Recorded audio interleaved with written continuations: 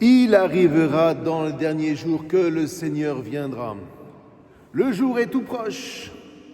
C'est à l'heure où vous n'y penserez pas que le Fils de l'homme viendra. Bien voyez, frères et sœurs, tous ces textes nous parlent précisément de l'Avent. Alors je vous rappelle que l'Avent, ce n'est pas ce qui vient avant Noël. Avant, ça vient du latin adventus. Adventus, ça a donné avènement. Et par dérivation, ça a donné événement. Adventus, ça a donné aventure. Et puis ça a donné avenir.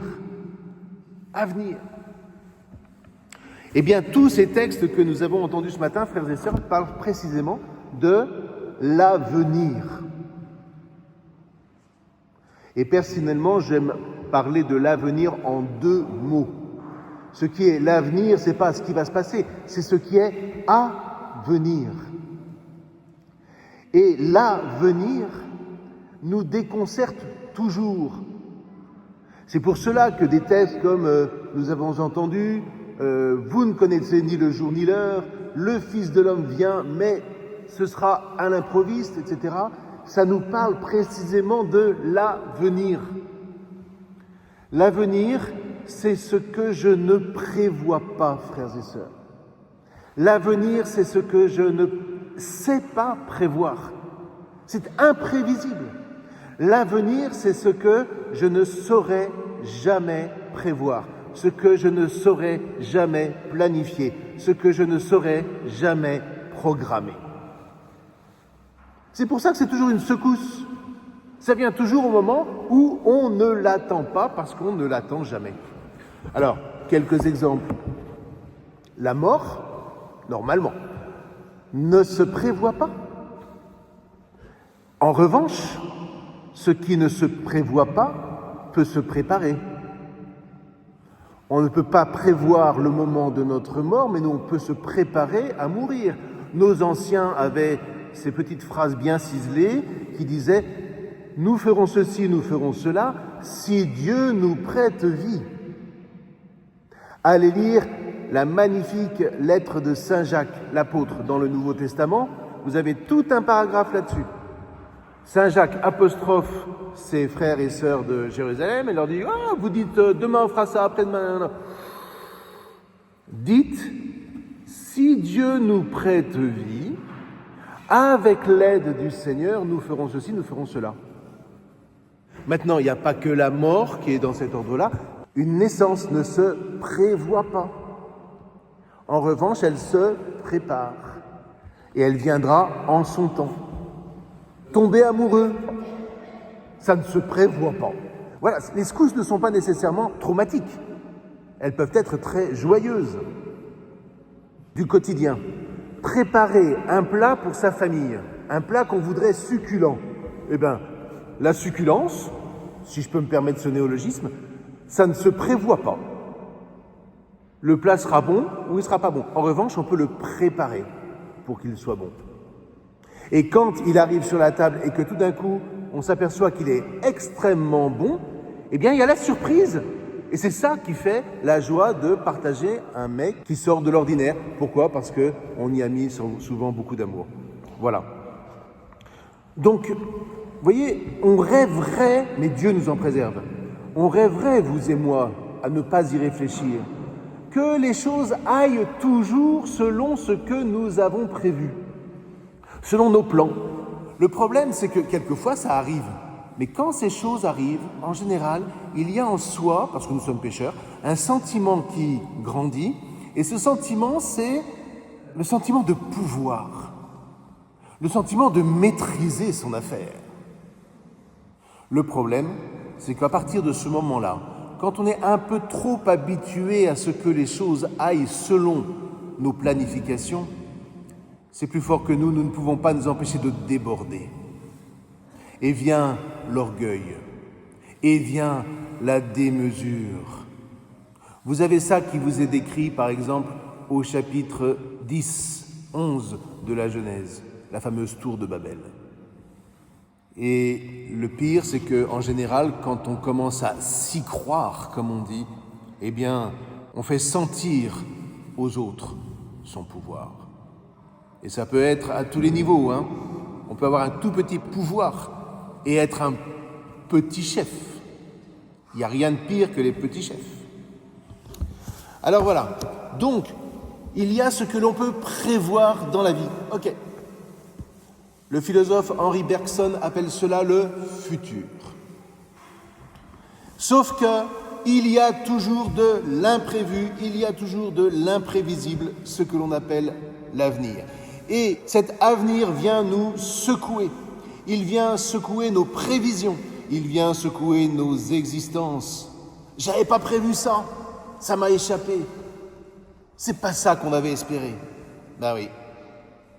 Parce que toujours à bien réfléchir, frères et sœurs, nous ne maîtrisons pas grand-chose dans nos vies. Donc, à l'époque de Noé, on prévoyait. Et on dansait, on buvait, et c'était le débordement. Jusqu'au jour où, très mystérieusement, Noé est entré dans l'arche. Et que sans que personne ne s'y attende, parce que personne n'y croyait, arrive le déluge. Voilà un avenir. Et puis à l'époque du Christ, tout le monde attendait le Messie. Mais on voulait que le Messie boute les Romains hors d'Israël. On voulait que le Messie apporte la paix en Israël. On voulait que le Messie rapatrie tous les exilés en Israël. On voulait que. Et puis voilà que une nuit est né le Messie. Mais comme un événement qui allait bouleverser non seulement Israël, mais le monde entier. Et des générations et des générations et des générations. Et voyez, nous allons nous préparer à Noël, frères et sœurs. Il faudrait que nous nous y préparions comme on se prépare à célébrer un mystère. Ce n'est pas ce que nous avons prévu, Noël. Noël, si on veut bien le vivre spirituellement, c'est un moment qui vient alors que le monde ne l'attend pas. D'ailleurs, le monde ne l'attend plus beaucoup en Occident. Mais ce moment intervient. Et c'est un moment de joie. Et j'aime me rappeler à Cluny particulièrement que saint Odilon a fait de ce Noël de l'Avent un temps de trêve, alors qu'il y avait des violences aussi à n'en plus finir dans le monde, et qu'il a voulu instituer la paix par le Christ en commençant par ses moines, c'est-à-dire à viser la paix intérieure. Inutile d'appeler à la paix dans le monde si des chrétiens ne commencent pas à se préparer intérieurement à la paix. Et cette paix, elle ne se fonde qu'en Jésus. Quand vous avez des secousses, quand vous avez des réflexions, quand vous vous trouvez dans des situations qui vous dépassent, revenir au Christ. Et nous faisons l'expérience, quand on a une vie spirituelle, que, alors que nous sommes dans les plus grands troubles, le Christ se présente à nous, alors que nous ne l'attendions plus. Ce n'est pas nous qui avons commandé sa présence, c'est lui qui se présente à nous et nous permet d'envisager l'inenvisageable, c'est-à-dire la vie éternelle, frères et sœurs. Un chrétien, c'est celui qui croit en la vie éternelle. Le chrétien, c'est celui qui ne s'arrête pas sur ce monde-là. Si nous avons à prendre soin de la création, par exemple, et le pape le dit très bien dans Laudato Si, c'est parce que cette création est appelée à la vie éternelle. C'est pas simplement des problèmes de morale ou je ne sais pas quoi. C'est pas simplement des problèmes de maîtrise, d'exploitation. La question n'est pas là. La question, c'est que j'adore cette réflexion d'un jeune que j'ai trouvé sur Internet. On a juste oublié d'en faire quelque chose de beau. Internet, c'est formidable. On a juste oublié d'en faire quelque chose de beau. Pourquoi ? Parce que là, ce n'est que de la programmation. Rien ne vous échappe virtuellement.